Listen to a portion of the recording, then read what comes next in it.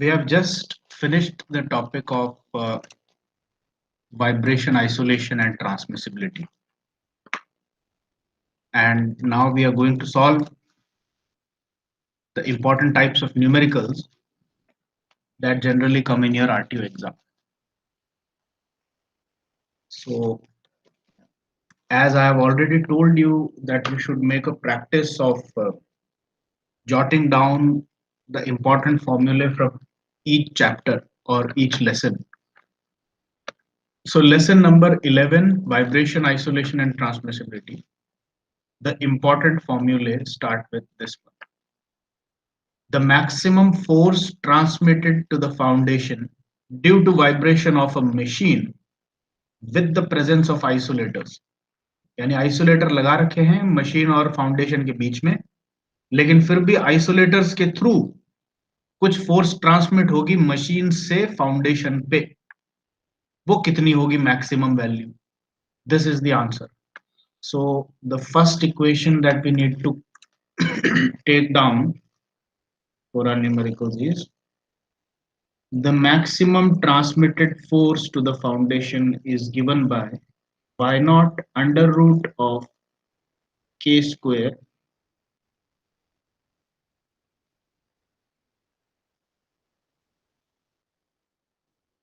plus c omega square, where y naught is the amplitude of oscillations of the machine, c and k are the parameters, the damping parameter and the spring constant of your isolator, and omega is derived from the, or basically omega represents 2 pi n by 60, where n is the RPM of the machine.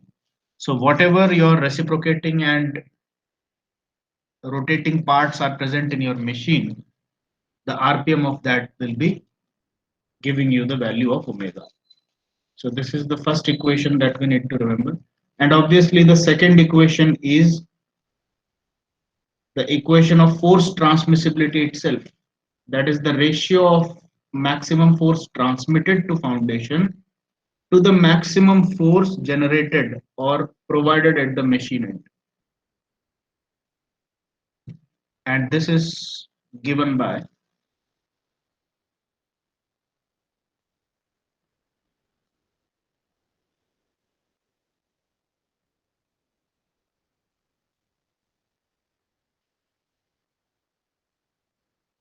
this is the second equation that we need to remember. And the third equation is the angle of lag phi minus alpha between transmitted force FTR and applied force F naught. इन दोनों के बीच में कितना face angle का difference है. And this is given by the individually phi is given by tan inverse of 2 zeta r upon 1 minus r square, and alpha is simply tan inverse of 2 zeta r. So phi minus alpha will be simply the difference of these two, tan inverse of 2 zeta r upon 1 minus r square minus tan inverse of 2 zeta r. That's it. So these are the only formulae that you need to remember regarding transmissibility and isolation. तो अपने जितने numericals हैं वो इसी के basis पे होंगे. Okay, anyway, let us quickly start with the numerical problems. Look at the first numerical problem, question number 2. You can also simultaneously note down this. This is tutorial sheet number 2, which is already with you, and the solution of tutorial sheet number 2 is also available with you. So the only thing that you need to do right now is to note down the green highlighted questions, because these questions come from the part of transmissibility and vibration isolation.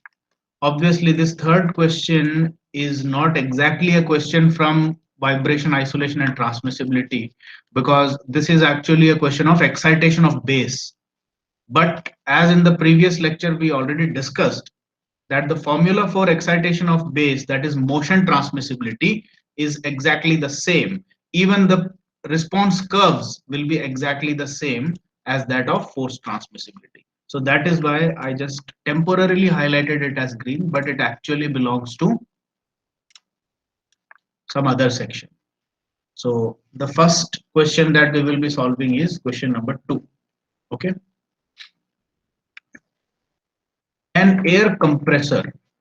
See, now we are talking about a machine. Air compressor is a machine, and you already know that an air compressor generally comes with cylinder, piston, and rotating and reciprocating parts arrangement. Okay. So an air compressor weighing 450 kg, so operates at constant speed of itna. Rotating parts are well balanced.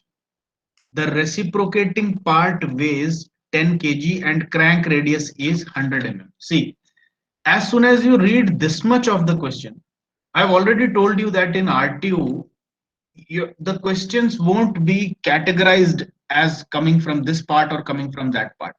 You have to read the complete question and then decide for yourself from which part of your syllabus the question has been asked. तो मेरे कहने का मतलब है, जब मैं ये पहली 2 लाइन इतना तक पढ़ूंगा तो सबसे पहला मेरा वहम जाएगा कि यार ये रोटेटिंग और रेसिप्रोकेटिंग पार्ट्स का क्वेश्चन है ये, बट नॉट एग्जैक्टली। आप जब पूरा क्वेश्चन पढ़ लोगे तब आपको समझ में आएगा कि ये question rotating and reciprocating parts में से भी कुछ पार्ट लेके आता है और ट्रांसमिसिबिलिटी का भी कुछ पार्ट लेके आता है, क्योंकि इन्होंने क्रैंक रेडियस की बात करी है। Crank radius as you already know will be given by small E, जो कि अपन एक्सेंट्रिसिटी के तौर पे लेते हैं। रेसिप्रोकेटिंग पार्ट्स का वेट एम नॉट है। तो ये क्लियरली पहले 2 लाइन पढ़ के ऐसा लगेगा आपको कि ये उस वाले टॉपिक का क्वेश्चन है, but let us read on. The mounting introduces a viscous damping off damping factor 0.15। ठीक है, डैम्पिंग फैक्टर दे दिया, कोई बड़ी बात नहीं है। अभी भी ऐसा ही लग रहा है जैसे कि उसी पार्ट का क्वेश्चन है। Specify the spring for the mounting such that only 20% of the unbalanced force is transmitted to the foundation। अब देखो यहां पर ये फोर्स को फाउंडेशन पर ट्रांसमिट करने की बात कर रहा है। ये बोल रहा है कि आपकी जो माउंटिंग है, यानी कि मशीन को फाउंडेशन पे जब आप लगाओगे, तो माउंटिंग का मतलब जो आपका स्प्रिंग और डैम्पर फाउंडेशन और मशीन के बीच में आता है, दैट इज द माउंटिंग। ठीक है, तो स्प्रिंग की वैल्यू क्या हो जिससे कि टोटल फोर्स का 20% फोर्स ही फाउंडेशन पे ट्रांसमिट हो। Also find out the amplitude of transmitted force. तो ये आपसे क्या क्या पूछ रहा है, देखें अपन इसमें ये क्या क्या पूछ रहा है। सबसे पहले तो ये आपसे पूछ रहा है कि आपकी मशीन है,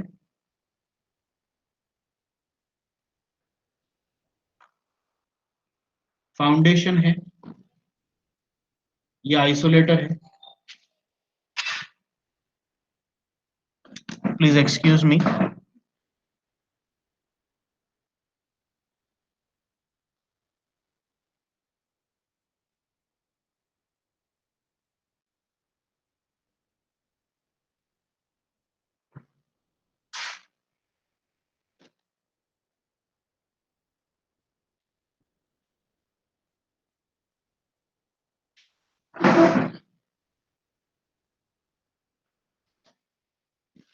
ओके, मशीन है, आइसोलेटर है, फाउंडेशन है।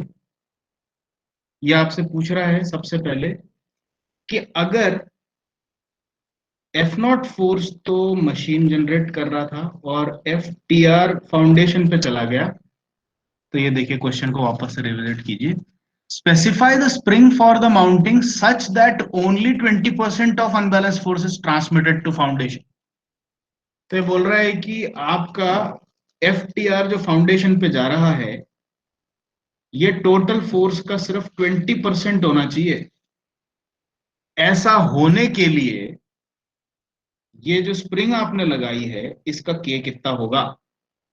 सो what should be the value of K for which the transmitted force is only 20% of F not.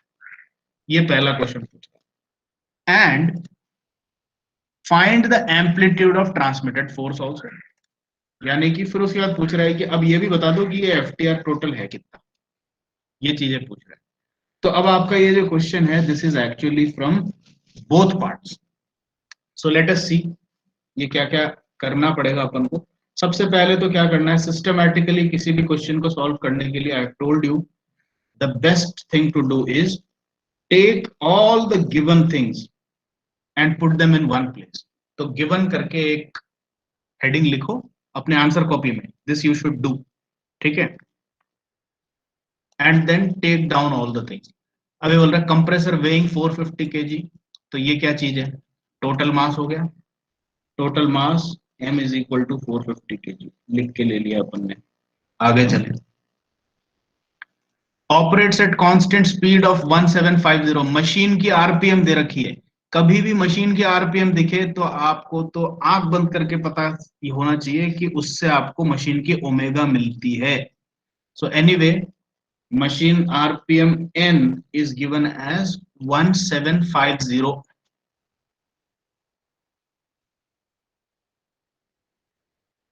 So omega can be calculated as 2 pi n by 60, ठीक है, ये मिल जाएगा आपको n से।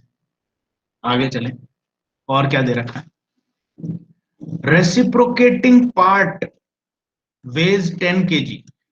Now if you remember, reciprocating और rotating parts वाले जो problems थे उसमें जो रेसिप्रोकेटिंग या रोटेटिंग पार्ट्स का जो वेट दिया जाता था, that was m naught. So m naught is given,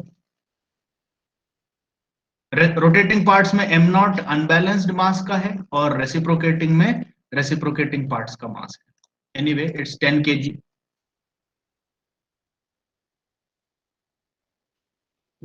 then crank radius is 100 mm।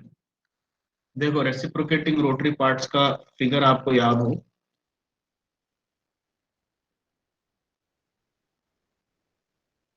This is m naught, this is connecting rod, this is crank, and this is rotating. The crank length was small e। तो crank radius या crank length की बात दे रखी हो, तो जैसे यहां दे रखा है crank radius is 100 mm, so that means the value of small e is given। तो स्मॉल e की वैल्यू भी लिख लेते हैं, 100 mm का मतलब है 0.1 metres. so this is also taken down, let us carry on now। The mounting introduces a viscous damping of damping factor 0.15। damping factor है, ये बात ध्यान दें, तो इसलिए ये c नहीं है, cc नहीं है, this is directly the value of dimensionless zeta। तो 0.15 is the value of your zeta। इसकी कोई यूनिट नहीं होती है, अपने को पता है। And now the rest of the question remains. पहले ये सेकंड वाला पार्ट कर लेते हैं क्योंकि ये आसान है। Find out the amplitude of transmitted force, ठीक है। ट्रांसमिटेड फोर्स का एम्पलीट्यूड यानी कि आपसे पूछ रहा है what is F T are. अब आप अपनी पुरानी इक्वेशंस को जरा रिविजिट कीजिए और देखिए कि एफ टी आर पता करने के क्या क्या तरीके।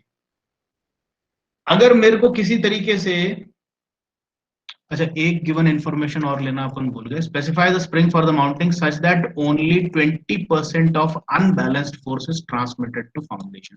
कोई एक जना मुझे ये बता दो, ये 20% क्या थी।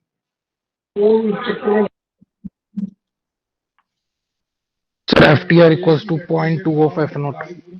एफ नॉट, ठीक है, बिल्कुल सही। क्या मैं ऐसे लिख सकता हूं गिवन के अंदर में ही कि एफ टी आर जो है 20% ऑफ एफ नॉट है, यानी कि 0.2 टाइम्स एफ नॉट है, that means F T R upon F naught equal to 0.2 and ftr upon f naught is nothing but my transmissibility ratio। Clear हुआ कि नहीं हुआ। तो बेसिकली आपको ट्रांसमिसिबिलिटी रेशियो भी दे रखा है, T R is also given, it is 0.2। ये भी गिवन स्टेटमेंट का पार्ट है आपका। तो अब मेरे से एक क्वेश्चन तो ये पूछा है कि एफ टी आर कितना है. Now I know that F T R upon F not is 0.2. तो अगर मेरे को कहीं से एफ नॉट पता लग जाए तो मैं उसको 0.2 से मल्टीप्लाई करूं तो एफ टी आर तो मेरा डायरेक्ट ही निकल जाएगा. काम तो यही खत्म हो जाएगा इसका. Second part of question. ठीक है. So the next question is F naught कैसे पता करो. ये जो गिवन इंफॉर्मेशन है इससे कोई जरा देख के बता सकता है एफ नॉट कैसे बनाए अपन. Sir M naught into E into omega का स्क्वायर. Very good. एक्सेलेंट. यहां पर काम आती है आपकी वो नॉलेज जो कि रोटेटिंग एंड रेसिप्रोकेटिंग पार्ट्स में से लेके आए अपन. ये आपको ट्रांसमिसिबिलिटी वाले पार्ट में ये इक्वेशन नहीं मिलेगी. आपको ये आइडिया होना चाहिए कि एफ नॉट जो है इसका नेचर इस बात पे निर्भर करता है कि आपकी फोर्सेस कैसे प्रोड्यूस हो रही है. तो अभी इस क्वेश्चन में इन्होंने कहा स्पेसिफिकली कि भाई रेसिप्रोकेटिंग पार्ट है, पिस्टन का मास दे दिया, एक्सेंट्रिसिटी दे दी. तो इनडायरेक्टली इन्होंने सारे हिंट दे दिए कि भैया तुम्हारा एफ नॉट जो है वो M naught E omega square है, इससे बनेगा एफ नॉट आपका. बस काम खत्म. Now you look into the equation. Am not given है, ई गिवन है और ओमेगा आप निकाल सकते हैं क्योंकि एन गिवन है. तो आपको ये तीनों चीजें पता है. इसको आप कंबाइन करेंगे, एफ नॉट पता हो गया, 0.2 से मल्टीप्लाई करेंगे, you will get the value of F T are. ठीक है. अभी मैं पहले तो आपके साथ साथ में क्वेश्चन सॉल्व करवा रहा था. आई वाज अलाउइंग कि भाई एक बार आपको पूरा प्रॉपर एक्सपीरियंस हो जाए. But now there is a new development. आपको पता है कि आपका सेकेंड मिड टर्म का डेट कब है? जून 17 को है शायद. राइट. तो अपने पास अभी बहुत ही कम दिन बचे हैं जिसमें कि अपना कोर्स बेयरली कंप्लीट हो रहा. So I am going to make a few changes in the style of teaching. पहली बात तो जो डेरिवेशन वाले पार्ट्स हैं वो आपको नोट्स में से मैं अधिकतर सेल्फ स्टडी के लिए करने को कहूंगा, क्योंकि डेरिवेशन वैसे भी याद करने की चीज होती है. मैं सिर्फ हल्का सा गाइड करके आपको छोड़ूंगा. ऐसा नहीं है कि मतलब बिल्कुल अंधेरे में छोड़ दूंगा कि भाई खुद ही पढ़ लो, मैं नहीं जानता, मैं नहीं पढ़ा रहा. ऐसा नहीं करेंगे. But I will simply give you some guidance और उसके बाद डेरिवेशन आप खुद स्टेप बाय स्टेप नोट्स में देख करके फॉलो कीजिए. सो आपकी तरफ थोड़ा सा एफर्ट मैं शिफ्ट करूंगा. अभी तक क्या कर रहे थे, बिल्कुल उंगली पकड़ करके चला रहे थे आपको. एक एक स्टेप आपको बताया, हर चीज कराई, न्यूमेरिकल भी पूरा कैलकुलेटर से साथ साथ सॉल्व किया. But we will change that. We have to accelerate our studies right now. और ये सिर्फ वाइब्रेशन में ही नहीं, ये सारे सब्जेक्ट्स में है. और हो सकता है एक आध सब्जेक्ट में आपके अभी एडिशनल लेक्चर्स भी आ जाएं. ये आज एचओडी की तरफ से एक मैसेज भी आया था हमारे फैकल्टी ग्रुप में कि बहुत ही कम दिन बचे हैं जिसमें कि सिलेबस खत्म मुश्किल से ही होगा अधिकतर सब्जेक्ट्स का. तो वाइब्रेशन का तो बहुत सारा टॉपिक बचा हुआ है. Lot of it is. अभी मेरे को अगर आप 2 महीने भी दे दें पूरे तो भी मैं स्ट्रगल ही करूंगा. इतना सारा कोर्स है पढ़ाने के लिए और टॉपिक्स बहुत लंबे लंबे हैं. अब आगे आने वाले प्रोसीजर्स और न्यूमेरिकल उनके कॉन्सेप्ट सब अगर मिला लिए जाएं तो it becomes a gigantic task. So we are going to make a few changes. और आपकी तरफ एक्स्ट्रा एफर्ट में ये भी आएगा कि मैं आपको कुछ प्री रिकॉर्डेड लेक्चर्स भेजूंगा. तो कुछ टॉपिक्स जो हैं वो मैं आपको लाइव क्लासेस में नहीं पढ़ाऊंगा, लेकिन आपको बहुत डिटेल्ड और बहुत ही सुंदरता के साथ सारा एक्सप्लेनेशन मिल जाएगा. But the only thing is जो मैं प्री रिकॉर्डेड लेक्चर आपको भेजूंगा वो बैठ के सुनने का टाइम आपको निकालना है. ठीक है. मैं ये नहीं कह रहा कि टॉपिक पढ़ाए नहीं जाएंगे. टॉपिक आपको एक्स्ट्रा आवर्स तो लगाने ही पड़ेंगे, चाहे वो लाइव लेक्चर में लगाओ चाहे रिकॉर्डेड लेक्चर को सुन के समझने में लगाओ. ठीक है. मेरी तरफ से जैसे मैं आपको यहाँ बैठा के पढ़ा रहा हूँ वैसा का वैसा रिकॉर्डेड लेक्चर मिलेगा, लेकिन लाइव शेड्यूल्ड लेक्चर नहीं होगा वो. You will get a recorded lecture from me.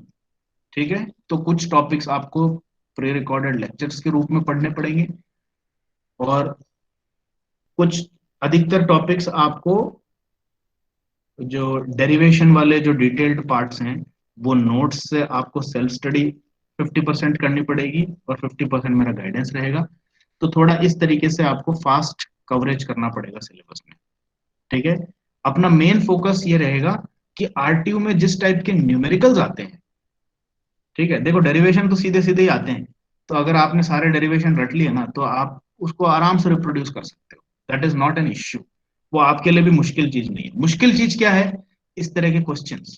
ये देखो, ये जो क्वेश्चन आते हैं, अब ये वाला क्वेश्चन करेंगे अपन अब आज, ये 10th वाला क्वेश्चन। ये 90% बच्चों से नहीं हिलेगा ये क्वेश्चन, लेकिन मैं आपको जो टिप्स एंड ट्रिक्स बताऊंगा वो एक बार आप समझ लोगे, फिर उसके बाद आपको लगेगा कि अरे यार इस क्वेश्चन में तो कुछ था ही नहीं। लेकिन आप इस तरह के क्वेश्चन जो न्यूमेरिकल्स हैं दे आर मोर इंपॉर्टेंट। कैसे टैकल करना है, कैसे इनको ऑर्गेनाइज करना है इंफॉर्मेशन को, ये सारी चीजें मैं ज्यादा आपको समझाना चाहता हूँ, because this is where 90% of the marks in your RTU paper is lying in numerical problems. So this is what I want to focus more, ताकि आपका स्कोर इंप्रूव हो सके। ठीक है? सो दिस, अब ये जो नया मोड ऑफ स्टडीज है थोड़ा सा एक्सेलरेटेड रहेगा, whether you like it or not, this is something that we are bound together, both of us, teacher and students, both of us are facing a problem right now कि syllabus को properly कैसे complete किया जाए। So you please cope up with me। ठीक है? Okay, anyway, having said this, let us come back to what we were discussing। F naught आपने M naught E omega square से इस question में निकाल लिया, एफ टी आर इस तरीके से निकल जाएगी। ठीक है? So we have covered this part of the question. Question number 2 का जो सॉल्यूशन है वो यहाँ पर पूरा सॉल्व्ड है आपके लिए। तो ये एफ टी आर की वैल्यू इतनी आ रही है। ये आप पहले अपने आप खुद सॉल्व करने की कोशिश करें और उसके बाद सॉल्यूशन को रेफर करें। सीधे जाके सॉल्यूशन को पढ़ के हाँ हाँ ठीक है मैं समझ गया करोगे तो बी एश्योर्ड, मैं एक्सपीरियंस से बोल रहा हूं, आप एग्जाम में जब आप खुद अपने हाथ से करोगे your confidence level will only be 80%। लेकिन अगर आपने इस सॉल्यूशन को पूरा बिना आंखों से एक बार सरसरी नजर से देख लिया तो लगता है कि समझ में आ गया, लेकिन एग्जाम में जब एक्चुअली रियल टाइम में फेस करोगे तो उस टाइम पे प्रॉब्लम हो सकती है आपको। So it's always better to invest your time in solving the numerical problems on your own and then look at the solution. ठीक है? ओके, अब अगला क्वेश्चन आता है, specify the spring for the mountain. यानी कि अब आपको के की वैल्यू पता करनी है इस क्वेश्चन में कि भाई आपका जो ट्रांसमिसिबिलिटी रेशियो 0.2 था वो होने के लिए कैसा स्प्रिंग इस्तेमाल किया गया, कितना के वैल्यू इस्तेमाल किया। सो this is a design question, कितना के लगाने पे 20% ट्रांसमिसिबिलिटी बनती है। ठीक है? तो अब चूंकि ट्रांसमिसिबिलिटी का प्रॉब्लम है तो what we can do is let us try out. देखो 100% श्योर नहीं है, लेकिन अब आप कुल मिला के देखो ट्रांसमिसिबिलिटी के पार्ट में क्वेश्चंस में आपके है कितना इक्वेशंस। एक इक्वेशन तो ये है। ठीक है? तो ट्रांसमिटेड फोर्स ये इक्वेशन यूज कर सकते हो क्या? पहले इसको चेक करो। इसमें एफ टी आर तो मिल गई आपको, you have already calculated F T R. C की वैल्यू कहां से लाओगे? डैम्पिंग रेशियो कहीं दे रखी है क्या? डैम्पिंग कांस्टेंट कहीं दे रखा है क्या? आपके पास में एम है, आपको जीटा दे रखा है, सी की वैल्यू कहां से लाओगे आप? सी की वैल्यू नहीं दे रखी इसमें। ठीक है? तो इसीलिए आप के निकालना है, एफ टी आर पता है। अच्छा, दूसरी बात, वाई नॉट कहां से लाओगे? क्या आपको मशीन के वाइब्रेशन का एम्पलीट्यूड दिया है क्वेश्चन में? कहीं पे भी नहीं दिया हुआ, nowhere is it given. तो इसीलिए साफ सी बात है कि इक्वेशन नंबर 1 में हालांकि के तो है, लेकिन के इक्वेशन नंबर 1 से नहीं पता कर सकते। तो ठीक है, दूसरा वाला इक्वेशन देखते हैं। अच्छा, तीसरी इक्वेशन तो फेस एंगल से रिलेटेड है, तो उसमें से तो के को पता करने की कोई गुंजाइश है नहीं। सेकेंड वाली इक्वेशन में के कहीं बैठा है क्या? Look at this equation and try to see कि जाने अनजाने किसी भी फॉर्मेट में के इसके अंदर कहीं पे है क्या? Yes sir. कैसे है बताओ? सर आर की वैल्यू के अंदर ओमेगा एन में। Very good, excellent. भाई आपको पता है कि इस इक्वेशन में आर जो है वो ओमेगा अपॉन ओमेगा एन है। तो ओमेगा तो आपकी मशीन की रोटरी स्पीड से निकलती है, लेकिन ओमेगा एन जो है ये अंडर रूट के बाय एम होता है। तो अगर किसी तरीके से हम आर निकाल लें, और ओमेगा तो अपन को पहले ही पता है, तो आर और ओमेगा को कंबाइन करके ओमेगा एन निकाल लें। ओमेगा एन निकाल लें तो मास तो दे रखा है, तो k निकल जाएगा। So now this is our trick. अब अपन ये करना चाहते हैं, ठीक है, तो अब अपन इस इक्वेशन पे चलते हैं। फटाक से अपन ने ट्रांसमिसिबिलिटी रेशियो का, जो कि अपन को पता है इट इज 0.2, इस क्वेश्चन में 0.2 दे रखा है, तो ये गिवन है।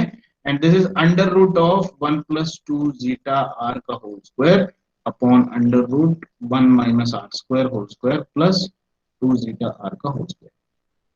अब इसमें जीटा आपको ऑलरेडी दे रखी है, ठीक है, जीटा की वैल्यू 0.15 दे रखी है।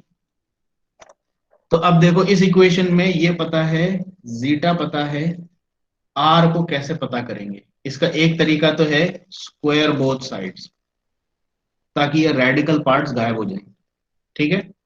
तो ये हो जाएगा 0.2 का square will be equal to 1 plus 2 zeta R का whole square divided by 1 minus R square whole square plus 2 zeta R का होल स्क्वायर। इस तरह से हो जाएगा, क्रॉस मल्टीप्लाई करेंगे और इसको जब आप सॉल्व करेंगे तो eventually what you are going to get is an equation in R square. ये देखो ऐसी एक इक्वेशन मिलेगी जब आप इसको क्रॉस मल्टीप्लाई करोगे। ये देखो ये चीज है जो मैं बात कर रहा था। और आर स्क्वायर की इक्वेशन जो है, जब आप उसको पूरा सॉल्व कर करके शॉर्ट कर लेंगे तो आपको एक क्वाड्रेटिक इक्वेशन मिलेगी आर स्क्वायर में। देखो R raise to power 4 minus 4.16 R square minus 24 equal to 0। तो ये आर स्क्वायर जो है, आर स्क्वायर को एक कोई भी चीज ले लो, you consider this as A B C something like that. तो ये इक्वेशन जो हो जाएगी क्या बनेगी, a square minus 4.16 a minus 24 equal to 0। अब ये क्वाड्रेटिक इक्वेशन है, इसमें ए की रूट्स निकालेंगे और इग्नोर करेंगे नेगेटिव रूट्स को। क्यों इग्नोर कर रहे हो नेगेटिव रूट्स को?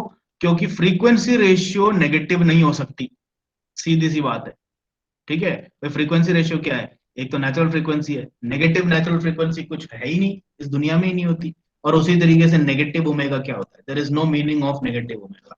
रोटर चाहे क्लॉकवाइज घूम रहा चाहे एंटी क्लॉकवाइज घूम रहा हो, ओमेगा सिर्फ count of number of rotations per second होती है। तो इसलिए there is no meaning of negative R value. तो नेगेटिव वैल्यूज को इग्नोर करेंगे और जब ए का रूट मिल जाएगा तो मतलब बेसिकली आपको आर स्क्वायर मिला है, और आर स्क्वायर मिल गया तो इसका अंडर रूट और कर दोगे तो आर मिल जाएगा आपको। And once you get the value of R, आपको ओमेगा पता है, आर पता है, ओमेगा एन निकल जाएगा। ओमेगा एन की वैल्यू पता लग गई तो एम पता है, स्क्वायर करके एम को इधर मल्टीप्लाई करेंगे तो के निकल जाएगा। So this is how we calculate the value of K here. समझ में आ गया क्या क्वेश्चन आपको, कैसे सॉल्व किया है? डिड यू अंडरस्टैंड दिस और नॉट? Yes sir. ठीक है, फिर अपन नेक्स्ट क्वेश्चन पे चलते हैं। Now let us come to this question. This is a very important question, क्योंकि इस क्वेश्चन में डबल कॉम्प्लिकेशन है। क्योंकि सबसे पहली बात तो ये प्योर रोटरी मोशन के लिए, रोटरी मोशन का मतलब है everything is rotary, torsional system है। So basically you have to replace all the linear motion variables with rotary motion variables.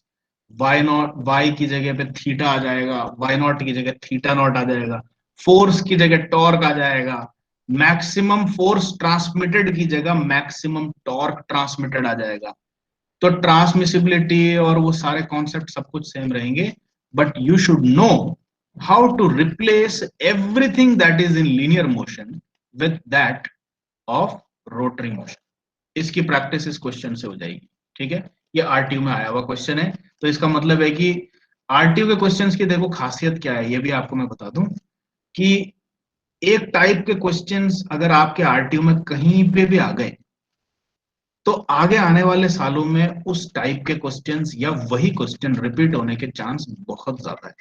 This has been observed for many years, क्योंकि अधिकतर जो professor paper set करते हैं वो हमेशा प्रीवियस ईयर के questions को एक बेंचमार्क जरूर बनाते हैं कि भाई कैसे क्वेश्चन पूछे गए थे आज तक, तो वैसे ही क्वेश्चन थोड़ा सा चेंज करके पूछा जाए. So it's always a very very good strategy to solve your previous 5 years of RTU papers. अगर आप पिछले साल के 5 आरटीयू के पेपर सॉल्व करके समझ के चले गए, तो आपका सिलेबस 50 to 60% तो वैसे ही खत्म हो जाता है, क्योंकि आपको chances of similar questions being asked are very high in RTU. ठीक है, तो आरटीयू में पूछे गए क्वेश्चंस को देख के अपन हमेशा ये अंदाजा लगा सकते हैं कि आपसे क्या पूछा जा सकता है. Anyway, let us take the question down. और पहले तो अपन इस क्वेश्चन को ऐसे समझें कि भाई हमें ये पता नहीं कहां से ये क्वेश्चन आया है, you don't know at all. ठीक है, तो अपन देखें इसको, पहले आइडेंटिफाई भी करना है कि किस पार्ट से आया है. A torsional system consist of a disc of mass moment of inertia, इतना. ठीक है, तो टॉर्शनल सिस्टम और डिस्क की कभी भी बात करें तो आप सबसे पहले तो मन में ये समझ लेना कि कुछ ऐसा सिस्टम है, जनरली एक टॉर्शनल पेंडुलम जैसा सिस्टम है. ठीक है, आगे चलें. A torsional damper of damping constant. अब ये देखो, अब ये भी एक अपने में ही एक पूरा कॉन्सेप्ट है ये डिफरेंट. टॉर्शनल डैम्पर क्या होता है? डैम्पर तो पता है आपको, this is called as a dashpot damper. ठीक है, और डैशपॉट डैम्पर में क्या होता है, इसका कॉन्फ़िगरेशन ऐसा होता है, देयर इज अ पिस्टन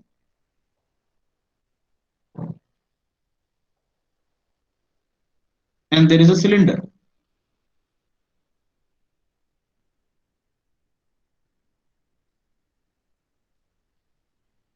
तो डैशपॉट डैम्पर तो पिस्टन और सिलेंडर है, लेकिन डैशपॉट डैम्पर कैसे काम करता है? This works in linear motion. Now what is a torsional damper? Torsional damper के बारे में आपको मैं वैसे, अगर अपने पास बहुत टाइम होता तो मैं आपको वीडियोस फोटोज सब दिखा करके समझाता, बट जनरली आप सिर्फ इतना समझ लीजिए कि टॉर्शनल डैम्पर कुछ ऐसा हो.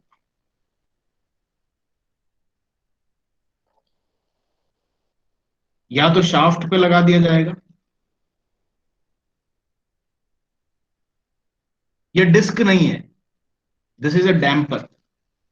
ठीक है, इसकी इनर वर्किंग वगैरह अभी मैं आपको नहीं समझा रहा हूं, लेकिन आप ये समझ लीजिए कि जिस तरीके से रोटरी मोशन में लीनियर वेलोसिटी को रेजिस्ट करता है डैशपॉट डैम्पर, उसी तरीके से रोटरी मोशन में रोटेशनल वेलोसिटी को रेजिस्ट करेगा टॉर्शनल डैम्पर. ठीक है, तो आप इसकी जो डैशपॉट डैम्पर की वैल्यू को सी लिखते हैं, तो टॉर्शनल डैम्पर की वैल्यू को आप अगर चाहें तो सी टी लिख सकते हैं, just to differentiate it from your normal dashpot damper कि ये टॉर्शनल डैम्पर.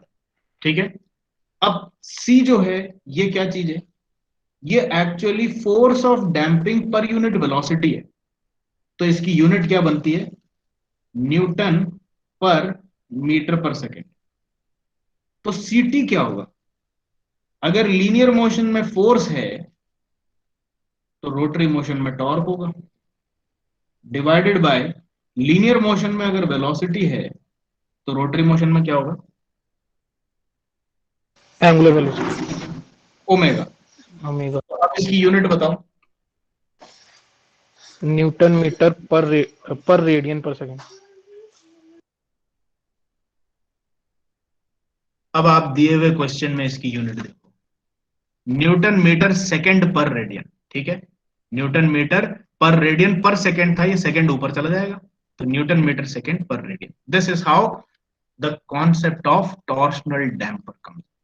तो मतलब जैसा मैंने कहा, everything is replaced with rotary motion, बाकी सब कुछ सेम है. अब आप पूछोगे कि इसमें स्प्रिंग का है, ये शाफ्ट ही स्प्रिंग है. आपने अगर याद हो तो टॉर्शनल पेंडुलम के लिए टॉर्शनल स्टिफनेस निकाली थी, याद है क्या आपको? K T, the formula for which is G J upon L. कोई शाफ्ट दे रखी हो जिसको कि आप ट्विस्ट कर रहे हो, you are twisting the shaft. ठीक है, the modulus of rigidity of the material of shaft is G. The polar moment of inertia of the cross section of the shaft is J. The length of the shaft is L. In parameters को लेकर के ये जो rotary motion में, यानी कि इस shaft को अगर आप मरोड़ोगे, ट्विस्ट करोगे, तो वो एक ट्विस्टिंग स्प्रिंग की तरह एक्ट करेगा जिसका स्प्रिंग कांस्टेंट केटी है। This is the concept of a spring. तो जिस तरीके से लीनियर मोशन में आप एक लीनियर स्प्रिंग और लीनियर डैशपॉट लगाते थे, तो उसी तरीके से रोटरी मोशन में ये जो शाफ्ट है ये आपकी स्प्रिंग है जिसका की कांस्टेंट केटी है, और ये आपका डैशपॉट डैम्पर या फिर आपका क्या कहते हैं टॉर्शनल डैम्पर जिसका कोएफिशिएंट सी ना होकर के सीटी है। ये सारे कॉन्सेप्ट है आपके एग्जैक्टली डिट्टो कॉन्सेप्ट हैं जो लीनियर मोशन के हैं, वैसे ही रोटरी मोशन के कॉन्सेप्ट हैं। ठीक है, so no need to worry. अभी जो सुन के समझ रहे हैं, एक बार सुन के समझने की जरूरत है। इसके बाद अगर आपने कॉन्सेप्ट क्लियर कर लिए तो रोटरी मोशन से आपको कभी डर नहीं लगेगा। ठीक है, so everything is as we have already understood and studied for linear motion. सिर्फ एप्रोप्रिएट रिप्लेसमेंट को सीखना है। के की जगह केटी आ जाएगा, सी की जगह सीटी आ जाएगा, फोर्स की जगह टॉर्क, वेलोसिटी की जगह ओमेगा, डिस्प्लेसमेंट एक्स या वाई की जगह पर थीटा आ जाएगा। बस इतनी चीजें करनी है और कुछ नहीं करना है। फॉर्मूले वही सेम जो आपने याद कर रखे हैं। आगे चलें। स्टील शाफ्ट दे रखा है, डायमीटर दे रखा है, लेंथ दे रखा है, fixed at one end and attached to the disc at the other end. तो जैसा मैंने कहा, आप इस वर्बल डिस्क्रिप्शन से बेसिकली यही फिगर बना रहे हो। एक एंड पे फिक्स्ड है, दूसरे एंड पे डिस्क है, ये सारी चीजें यही बोल रहा है वो।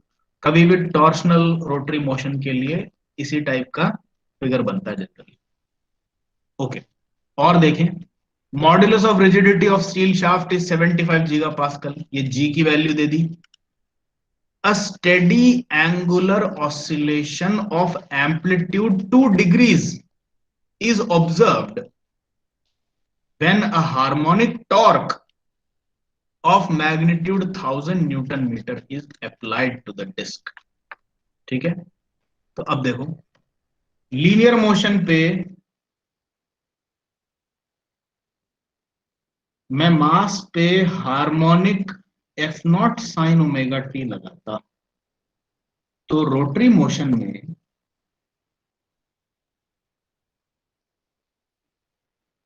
डिस्क पे मैं रोटरी टॉर्क लगाऊंगा T not sine omega T. Equivalent हो गया। इसका स्प्रिंग के है, आपके शाफ्ट का टॉर्शनल स्प्रिंग कांस्टेंट केटी है, इसका कोएफिशिएंट सी है, आपने इसके ऊपर एक टॉर्शनल डैम्पर लगा रखा है जिसकी वैल्यू सी टी। ये सारी चीजें हैं। तो अब ये बोलता है कि डिस्क पे harmonic torque of magnitude 1000 newton metre लगाया। ये क्या है? ये 1000 न्यूटन मीटर क्या है इस फिगर में देख के बताओ। T not. यस, ये जो टी नॉट का मैग्नीट्यूड है ये दे रखा है आपको 1000 न्यूटन मीटर। ठीक है, आगे देखें। A steady angular oscillation of amplitude 2 degrees is observed, यानी कि ये टॉर्क लगाने पर आपके डिस्क का एम्पलीट्यूड 2 डिग्रीज दिखा। अब ये बताओ ये 2 डिग्रीज क्या है? जब आप नहीं, जब आप ये, हाँ एक मिनट रुको, देखो मैं बताता हूं। F not sine omega T अगर लीनियर मास पे और स्प्रिंग पे और डैम्पर पे लगाते थे तो मास का जो लीनियर एम्पलीट्यूड होता था वो वाई नॉट होता था। ठीक है, तो अब अगर मैं T not sine omega T का रोटेशनल टॉर्क डिस्क पे लगाऊं तो डिस्क का जो रोटेशनल एम्पलीट्यूड होगा थीटा नॉट, वो है 2 degree. So this theta naught is comparable with this Y naught. So if you are given the value of angular amplitude in degrees, then it is directly comparable to your y naught in your linear motion. तो ये 2 degrees जो है ये theta not they रखा है, ठीक है। आगे देखें, आपसे क्या पूछ रहा है ये, find the frequency of applied torque and the maximum torque transmitted to the support, ठीक है। अब एक काम करते हैं, सबसे पहले सारी इंफॉर्मेशन को प्रॉपरली लिख लेते हैं ताकि इक्वेशंस जब यूज करें तो गिवन इंफॉर्मेशन से अपन चीजों को नोट डाउन कर सकें।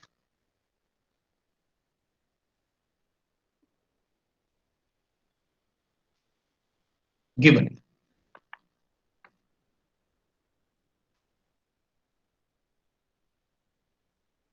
torsional system consists of a disk of mass moment of inertia इतना। मास मोमेंट ऑफ इनर्शिया जो है वो लीनियर मोशन में कौन से पैरामीटर को रिप्लेस करता है? को सर, मास को। लीनियर मोशन में अगर मास दे रखा है तो रोटरी मोशन में मास मोमेंट ऑफ इनर्शिया देना पड़ेगा। अब यहीं पर मैं आपको एक चीज और पहले से ही आगाह करा दूं, इस क्वेश्चन में एक छोटा सा ट्विस्ट दिया जा सकता है। Instead of giving you the value of moment of inertia of the disc directly, they could have given you the radius of disk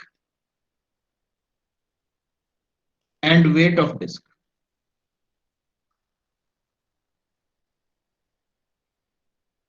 और मास मोमेंट ऑफ इनर्शिया की बात ही नहीं करेंगे, बोलेंगे कि भाई 10 सेंटीमीटर का डिस्क है और 2 किलो का डिस्क है, बस। अब आपको पता होना चाहिए कि भाई इसमें वेट नहीं लेना है डिस्क का, इसमें चाहिए अपन को मोमेंट ऑफ इनर्शिया, क्योंकि रोटरी मोशन है। तो अब मोमेंट ऑफ इनर्शिया डिस्क का निकलेगा कैसे? हाफ mr स्क्वायर से। तो एक एडिशनल स्टेप आपके ऊपर छोड़ सकता है वो, तो ये ध्यान रखना आप, ठीक है, कि रोटरी मोशन में अपन को मास से कोई लेना देना नहीं है, अपन को तो आई चाहिए। अब यहां इस क्वेश्चन में इन्होंने आपसे ये एडिशनल कैलकुलेशन नहीं करवाई, उन्होंने आई आपको डायरेक्टली दे दिया। अच्छी बात है, अपने लिए काम आसान है, but I have told you कि ऐसा एक ट्रिक या ट्विस्ट आपके क्वेश्चन में कभी भी आ सकता है। So anyway, I is given, कितना है देख लेते हैं। मेनली ये चेक करना है एसआई यूनिट होनी चाहिए, एसआई यूनिट नहीं है तो we have to convert it, ठीक है। 10 kilogram metre square, so I will take it down as 10 kilogram metre square हो गया, एसआई यूनिट है। Torsional damper of damping constant newton metre second radian, all in SI units, ठीक है। तो torsional damper of damping constant दे रखा है, तो इसको हालांकि लिखना तो सी टी चाहिए, लेकिन मैं तो इसको अभी फिलहाल सी लिख लेता हूं, 300।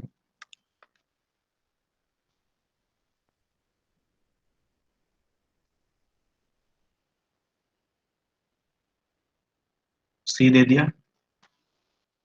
अच्छा, steel shaft of diameter 4 centimetre and length 1 metre, तो स्टील शाफ्ट की डायमीटर जो है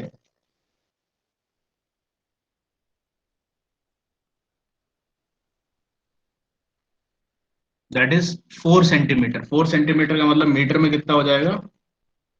0.04 metre. Length is 1 centimetre, sorry 1 metre, ये डायरेक्टली ले लिया मैंने। Fixed at one end attach to the disc at the other, ठीक है। Modulus of rigidity of steel shaft, G की वैल्यू कैपिटल जी, ये स्टील के मटेरियल की प्रॉपर्टी है, ये लेंथ ब्रेड्थ और डायमेंशंस पे डिपेंड नहीं करती, this is a material property, ठीक है। And it is given as 75 giga pascal. 75 giga pascal कितना होता है बताइए? SI units 9 7 into 10 75 into 9 newton metre square, newton per metre. ये है giga pascal into 10 to power 9। तो गीगा पास्कल, पास्कल होता है Newton per metre square, giga pascal का मतलब 10 टू पावर 9 पास्कल्स, और 75 गीगा पास्कल हो गया 75 इंटू 10 टू पावर 9 पास्कल्स या फिर न्यूटन पर मीटर स्क्वायर। तो कैपिटल जी मिल गया, ओके। और अ steady angular oscillation of amplitude 2 degrees, ये अपन डिस्कस कर चुके हैं कि 2 डिग्री जो है ये थीटा नॉट है, okay. Harmonic torque of magnitude 1000 newton metre, this is T not,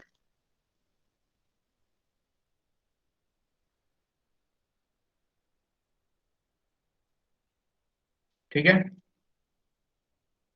अब निकालना है अपन को find the frequency of applied torque.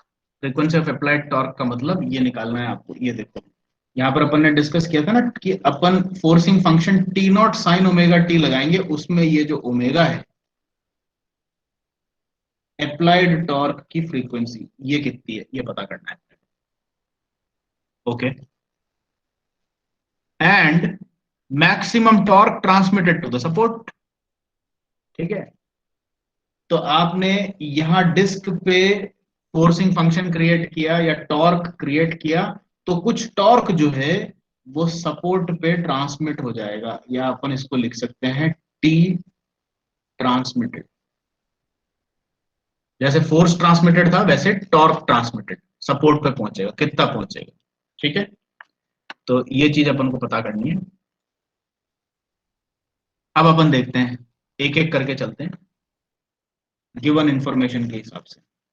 आई दे रखा है, सी दे रखा है, और सबसे पहले तो बात है अपन को इसमें एक के टी निकालना है। के टी कैसे निकालो बताओ।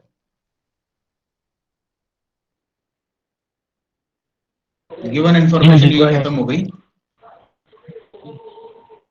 जी जे अपॉन एल, जिसमें जी तो गिवन है, एल गिवन है, जे क्या चीज है। Sir polar moment of inertia, इसका कोई फॉर्मूला याद है क्या। π/64 की पावर 4। नो, वो एरिया मोमेंट ऑफ इनर्शिया है, pi d cube by 32. Pi D raise to power 4/32।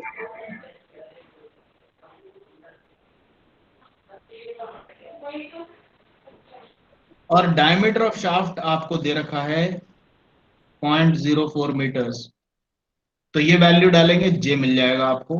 And once you have the value of G J and L, you will get the value of K T, ठीक है। तो अपन ये मान के चल रहे हैं कि अब अपन को के टी पता है, तो इसको मैं अभी यहां से थोड़ी सी जगह बचाने के लिए हटा देता हूं। के टी को निकाला जा सकता है गिवन डेटा से, so I am writing it here as K T is known, ठीक है, पता है।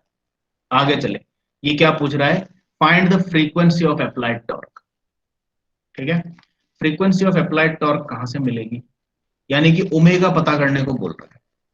और अपने जितने भी सीखे हुए फॉर्मूले हैं उसमें अपन को एक चीज तो साफ है कि ये जो ओमेगा है ये कहां मिलती है,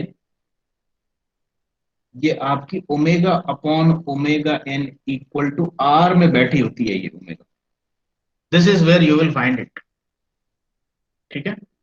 तो अब अपन देखें कि ये आर की वैल्यू किस में से मिलेगी मेरे को, ठीक है। आर की वैल्यू मेरे को मिल सकती है ट्रांसमिसिबिलिटी की इक्वेशन से,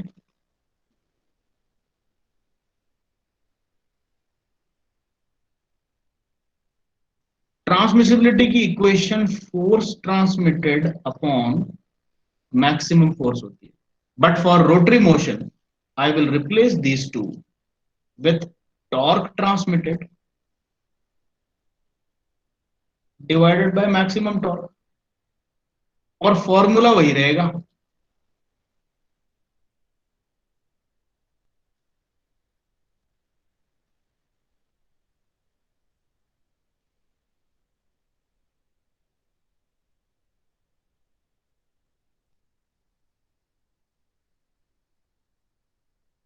ठीक है।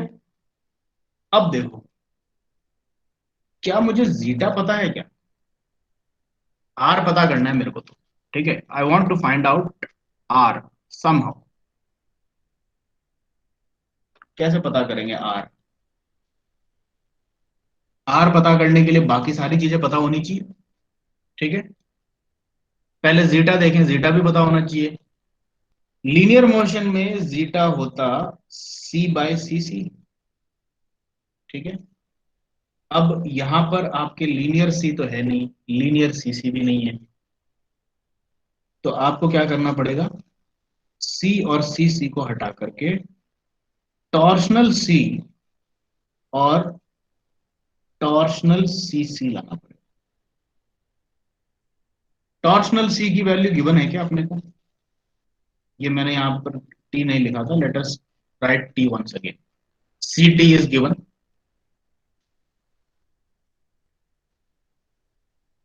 ठीक है। और सी सी टी कैसे पता लगेगा, सी सी जो है अगर लीनियर मोशन होता तो 2√km होता, तो सी सी टी कैसे निकालूंगा, कोई बता सकता है। 2√KI। 2√kT इंटू आई, के को रिप्लेस करूंगा के टी से, एम को रिप्लेस करूंगा आई से। क्या ये दोनों चीजें मुझे पता है क्या, के टी जैसा अभी मैंने बताया था अपन को पता है, आई गिवन है, तो अब मैं ये मान रहा हूं कि मुझे सी सी टी भी पता है और सी टी भी पता है। तो जब मेरे को सी सी टी पता लग गया और सी टी पता लग गया तो मुझे जीटा भी पता लग गया। तो now I am comfortable with this कि मुझे जीटा पता है, ठीक है। तो राइट साइड में सिर्फ आर अननोन है। देखो अपन क्या तहकीकात कर रहे हैं, मैं आपको इस तरीके से बता रहा हूं कि एग्जाम में आप इसको कैसे करते हैं, ठीक है। मैं तो ये देख रहा हूं कि भाई ट्रांसमिसिबिलिटी की प्रॉब्लम है, तो ट्रांसमिसिबिलिटी का फॉर्मूला मैंने लगा दिया, और मैं ये देख रहा हूं कि इसमें मेरे को ओमेगा जो है वो आर से मिलेगी, तो किसी तरीके से आर पता कर लूं तो ओमेगा मेरे को मिल जाएगा, ये मेरा प्लान है। लेकिन अब मैं किन अड़चनों में फंस रहा हूं ये दिखा रहा हूं आपको। मेरे को जीटा तो पता लग गया, I know zeta, T not पता है क्या, अब लेफ्ट साइड पे आ जाते हैं, टी नॉट की वैल्यू गिवन है तो इसलिए ये भी पता है। लेकिन अब मेरे को जीटा पता है, टी नॉट पता है, आर पता करना है, टी ट्रांसमिटेड भी तो चाहिए। टी ट्रांसमिटेड पता है क्या मेरे को, नहीं पता। और एक तरह से क्वेश्चन में जाकर के देखोगे, टी ट्रांसमिटेड तो आपको पता करना है, you have to find the value of T transmitted, समझ रहे हो। तो अब टी ट्रांसमिटेड का खोज पे अपन निकल पड़ते हैं। फोर्स ट्रांसमिटेड का फॉर्मूला मुझे याद है, Y naught under root K square plus C omega का होल स्क्वायर, ये पता है। तो टी ट्रांसमिटेड कितना होगा बताइए। Theta naught into root of K T का स्क्वायर वेरी गुड, बोलो। Plus C T into omega का स्क्वायर। अब आप देखें, सी टी गिवन है, के टी पता है, थीटा नॉट गिवन है, लेकिन टी ट्रांसमिटेड में अब उल्टा पासा क्या फंस रहा है, ओमेगा नहीं पता। अगर ओमेगा कहीं से पता होता तो मैं टी ट्रांसमिटेड निकाल लेता, और टी ट्रांसमिटेड पता लग जाता तो यहां पर मैं इस इक्वेशन में बाकी सब पता करके बैठा हूं, आर को निकालने के लिए टी ट्रांसमिटेड यहां डाल देता। लेकिन अब यहां पर उल्टा पासा फंस गया, आर पता करने के लिए टी ट्रांसमिटेड चाहिए, और टी ट्रांसमिटेड पता करने गया तो वहां पर ओमेगा चाहिए, और ओमेगा तो आपको पता करने को पूछा गया है, समझ रहे हो। तो आप जैसे मैं आपको यहां पर जानबूझ करके थोड़ा सा कंफ्यूज करने की कोशिश कर रहा हूं, आप 90% of students who have prepared properly sir also, हाँ पता है ना सर, है क्या हुआ, क्या सर अपन है क्या हुआ, बोलो। WN पता है ना सर अपन को, WN।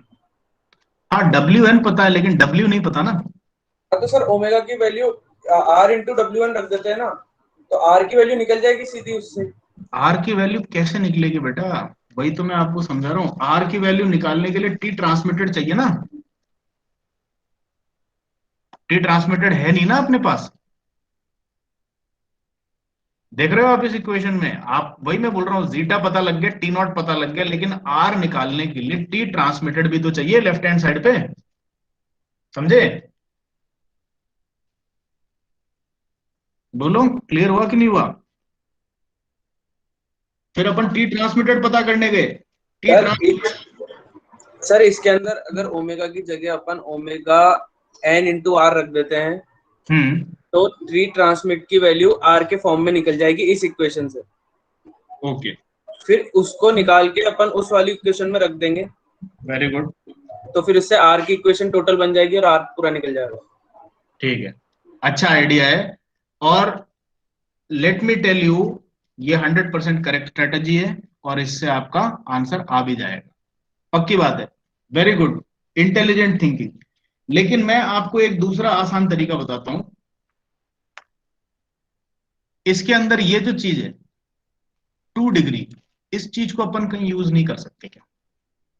ये 2 डिग्री क्या चीज दे रखी है आपको? This 2 degree is theta naught, ठीक है, जो कि लीनियर मोशन में वाई नॉट का रिप्लेसमेंट है।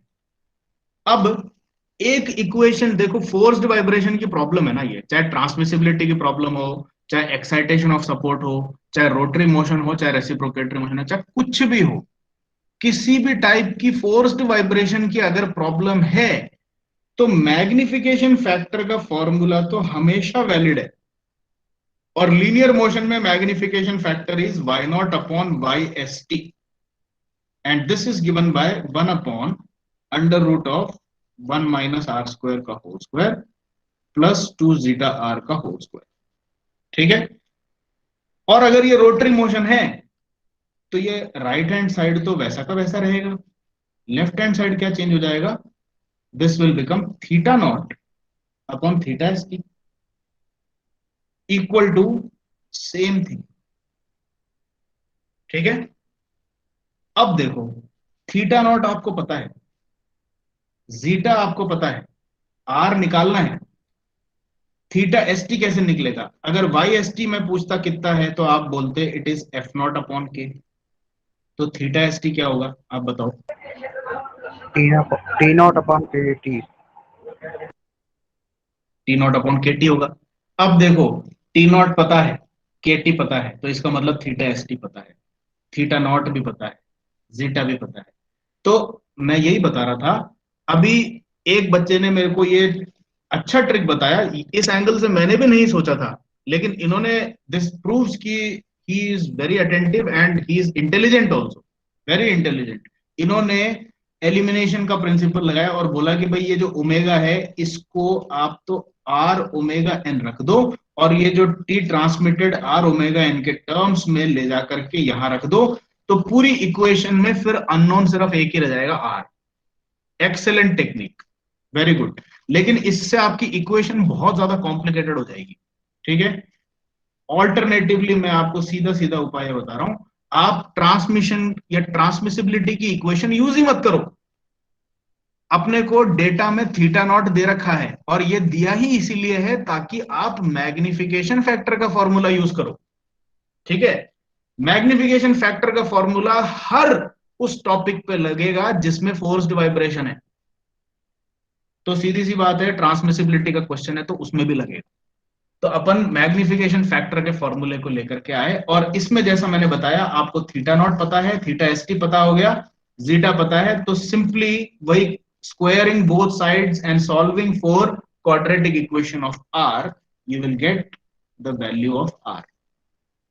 और एक बार आर पता लग गया, R is omega upon omega N, और ओमेगा एन जो है रोटरी मोशन है तो इसलिए के बाई एम का अंडर रूट नहीं होगा, it will be under root of K T upon I, ठीक है। और के टी आपको पता है, आई आपको पता है प्रॉब्लम में, तो ओमेगा एन पता है, आर पता लग गया, तो अब ओमेगा निकल जाएगा।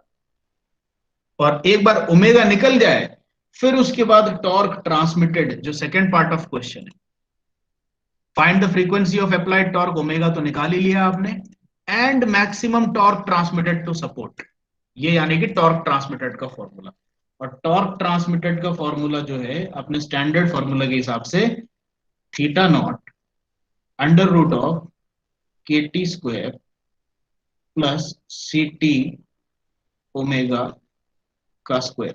और अब चूंकि आपको ओमेगा पता लग चुका है तो अब ओमेगा यहां पे आराम से आके बैठ जाएगा, सी टी पता है, के टी पता है, थीटा नॉट पता है, टॉर्क ट्रांसमिटेड निकल जाएगा। This is how you solve it. Clear हो गया? एक ये क्वेश्चन देखिए, 2015-2017 दोनों में रिपीट हुआ है। Derive the relation for force transmissibility, ठीक है, and draw a neat plot of force transmissibility ratio with frequency ratio for different values of damping.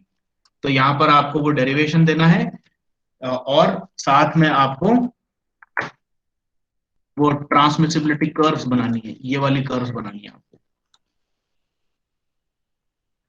ये देखो यहां तक, ये तो छोटा सा डेरिवेशन है, आपको कैसे यहां तक आए, अपन फोर्स ट्रांसमिटेड लिया, ये ट्राइंगल बनाया और मैग्निफिकेशन फैक्टर के फॉर्मूले से आपने इसको रिप्लेस किया y नॉट को, और एफ टी आर और एफ नॉट को रीअरेंज करके ट्रांसमिसिबिलिटी का इक्वेशन बना लिया। This is a simple derivation, और ये कर्व्स बनाने हैं। ये अच्छे खासे वेटेज का क्वेश्चन होगा, अभी वेटेज तो मुझे पता नहीं है, but this is repeated question, repeated question, और फिर रिपीट हो सकता है। क्वेश्चन नंबर 13 आप खुद करें, और सॉल्यूशन आपको, सॉल्यूशन मैनुअल में मैंने आपको ऑलरेडी करके दे रखा है, आप इसको सॉल्व करने की कोशिश करें। एक बार आपने ये थीटा वाला प्रॉब्लम सॉल्व कर लिया है तो अब आप लोग इतने वेल प्रिपेयर्ड हो चुके होंगे कि 13th वाला तो आप आराम से खुद ही कर लोगे, ठीक है। So this is a much simpler question, not much confusion should be there. And with this we conclude this entire topic of transmissibility and vibration isolation। और जैसा मैंने कहा, वाइब्रेशन आइसोलेशन मटेरियल्स को लेकर के सेल्फ स्टडी करनी है, ये भूलना मत। ये है आपके टॉपिक में, प्लीज नोट इट डाउन। कहीं अगर भूल जाओ तो अभी कहीं लिख के रख लो, रिमाइंडर लगा लो कि भैया ये पढ़ना है, ये सेल्फ स्टडी के लिए दिया है, इंपॉर्टेंट है, पूछेंगे आपसे, ठीक है। Okay, now please stay with me while I take your attendance।